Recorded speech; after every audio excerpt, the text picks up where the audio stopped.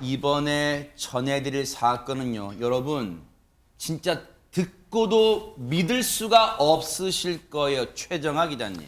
네, 지난해 8월 새벽 4시경입니다. 한 20살 여성이요, 이 택시를 도로에서 잡아 탔는데요. 네.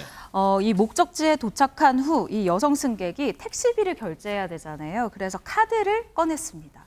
그런데 이 카드가 잔액 부족으로 승인이 거절되고 맙니다. 아하.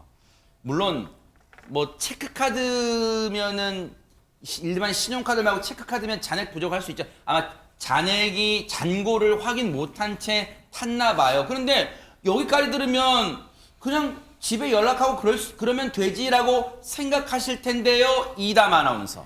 그냥 저희가 이렇게 스튜디오에 앉아서 만약 잔액 부족이 떴다 그러면은 뭐 아주 차분히 생각을 해보면 뭐 친구한테 돈을 잠깐 붙여달라고 하거나 부모님한테 전화를 할 수 있잖아요. 네. 그런데 아마도 택시에서 갑자기 잔액 부족이 뜨니까 많이 당황을 했나 봅니다. 아하. 이 당황한 틈을 노렸던 걸까요? 택시기사가 그러면 일단 조수석으로 옮겨 앉아라라고 요구를 했습니다. 네. 일단 옮겨 앉았다고 합니다. 네. 그 이후에 이 택시기사는 아저씨랑 데이트 가자라면서 택시를 주차장으로 몰고 갔다고 뭐라 합니다. 했다고요? 다시요. 뭐라 했다고요? 아저씨랑 데이트 가자라고 했다는 겁니다. 이게 사람입니까? 뭐라고 했다고 다시요. 뭐라고요? 아저씨랑 데이트 가자라고 20살인 이 여성 승객에게 이야기를 하고 주차장으로 이동을 했다라는 겁니다. 그러고는 그 안에서 여성의 옷 안에 손을 넣는 등의 추행을 저질렀습니다. 어머머. 이 여성 당연히 거부 의사를 밝혔다고 합니다. 양팔로 이렇게 밀쳐냈지만 택시기사가 힘으로 제압하면서 계속해서 범행을 이어갔다고 합니다. 이런 뭐 악마 이런 몹쓸 인간이 있어요. 어떻게 이런 짓을 합니까? 지금 택시에서 박성배 변호사님 이 몹쓸 인간 혹시 뭐 안 잡히고 막 지금도 돌아다니고 있어요. 어떻게 된 겁니까 지금? 그렇지는 않습니다. 택시기사는 유사 강간 강제추행 혐의로 기소됐습니다. 그리고 최근 법원이 판결을 선고했는데 징역 1년에 집행유예 2년, 성폭력 치료 강의 40시간 수강을 명했습니다.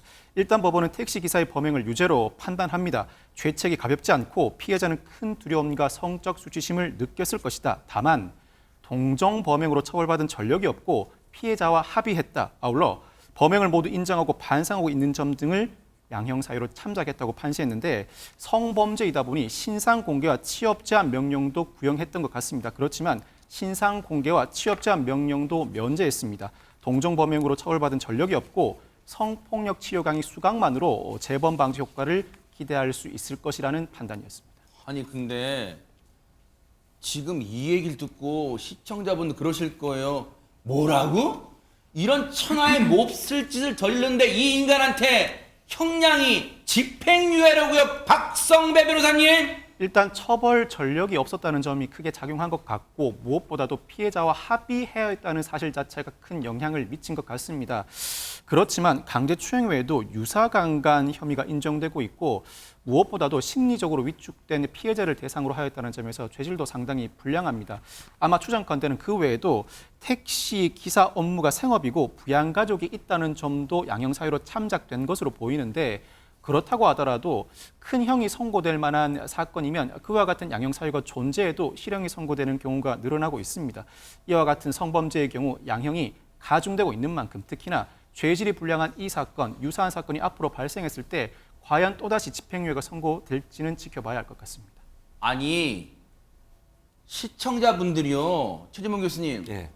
우리 진짜 이 스마트하시고 또 이성적으로 차분하신 박성배 변호사님이 나름 이유를 설명하셨지만 그럼에도 납득이 안 될 거예요. 납득이 안 돼 지금. 납득이 안 되죠. 왜냐하면 이 사람이 하는 일을 보세요. 택시 운전사예요. 네. 그렇잖아요. 근데 지금 신상 공개와 취업 제한 명령을 이제 내려달라고 했는데 그것도 면제가 해버렸어요. 그 말은 뭐예요? 택시 운전사로 다시 일할 수 있다는 거 아닙니까?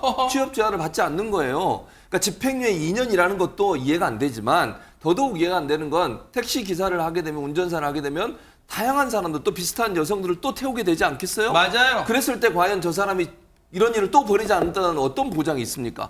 뭐 수강 40시간 치료 강의 받으면 그걸로 될 수 있다고 생각하는 거 물론 그 치료 받아서 될 수도 있겠죠. 그럼 안 될 수도 있다는 생각은 안 합니까? 그럼 최소한 공공이나 많은 사람을 만나는 직업으로부터는 배제를 시켜야죠. 그게 저는 맞다고 생각해요. 아니 밤늦게 여성들이 만약에 택시를 탔는데 이 사람 운전하는 택시를 탔다고 상상을 해보세요.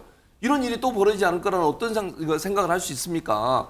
저는 그래서 법에서 뭐 처벌하는데 여러 가지 양형 기준이 있겠지만 네. 이런 일, 특히 많은 사람들을 밤늦게까지 서비스하는 이런 직종이 있는 사람들 입장에는 다른 관점에서 볼 필요가 있다는 생각이 들고 네. 취업 제한도 저는 해야 된다고 봐요. 네. 그래서 많은 분들이 누리꾼도 뭐라고 얘기를 하고 뭐라는데요, 있냐면요. 지금? 재범을 키우고 있는 것 같아 화가 난다. 그러네요. 이런 것도 올려놓고 있고요. 국민들은 언제까지 이딴 판결을 봐야 하는 것인가. 이런 이딴이란 것도 표현 썼어요. 이딴. 예. 이게 핵심이. 지금 감정이 안 좋아요. 이딴이란 표현 써. 이딴. 네. 여기 지금 그러는 이론으로 바꿔놨지만요. 택시 정말 우리 제작진이 순화한 거 진짜 네. 너무 잘했어요. 네. 그리고 택시 면허 박탈해야 된다 이런 얘기까지 있어요. 잘했어요, 그래서 진짜, 네. 같은 업종에 일하게 하는 것은 이거는 막는 게 맞다 저는 그렇게 생각합니다. 진짜 최진봉 교수님 말씀처럼요.